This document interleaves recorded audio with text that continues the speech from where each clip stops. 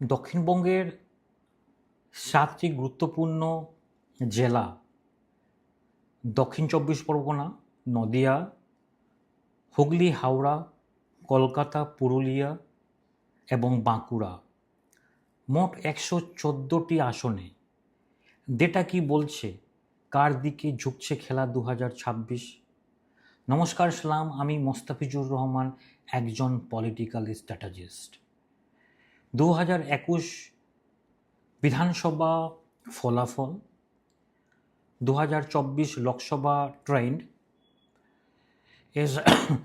SIR প্রায় যে under অ্যাডজুডিকেশনের মাধ্যমে ২৭ লক্ষ ভোটার বাদ এবং সাম্প্রতিক রাজনৈতিক ইস্যু, এই ৪টি বড় ডেটা একসাথে বিশ্লেষণ করলে একটি পরিষ্কার চিত্র উঠে আসে। এটা কোনো প্রেডিকশন নয়, বরং সম্পূর্ণ ডেটা ড্রিভেন প্রবাবিলিটি প্রজেকশন, যেখানে লাস্ট মিনিট সুইং সব কিছু বদলে দিতে পারে।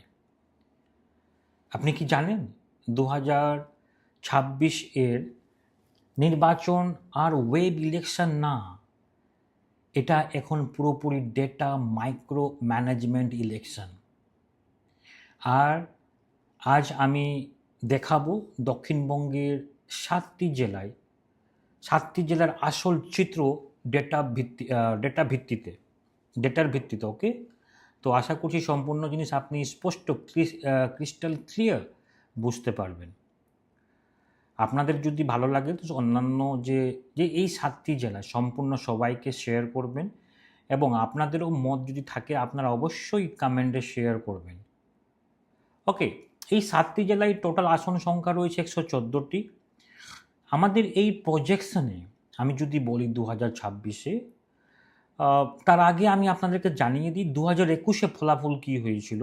এই ১১৪টি আসনে টিএমসি পেয়েছিল 86টি আসন, এবং বিজেপি পেয়েছিল ২৭টি আসন, এবং তার সঙ্গে সঙ্গে আইএসএফ এবং আদার্স সেখানে একটি আসন তারা পেয়েছিল।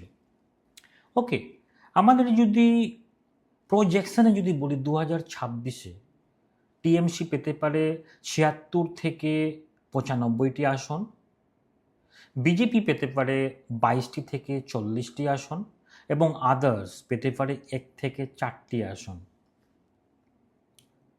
মানে পরিষ্কার, সাউথ বেঙ্গল এখনও টিএমসির দিকে টিল্ট করেছে, কিন্তু পুরো সেফ না।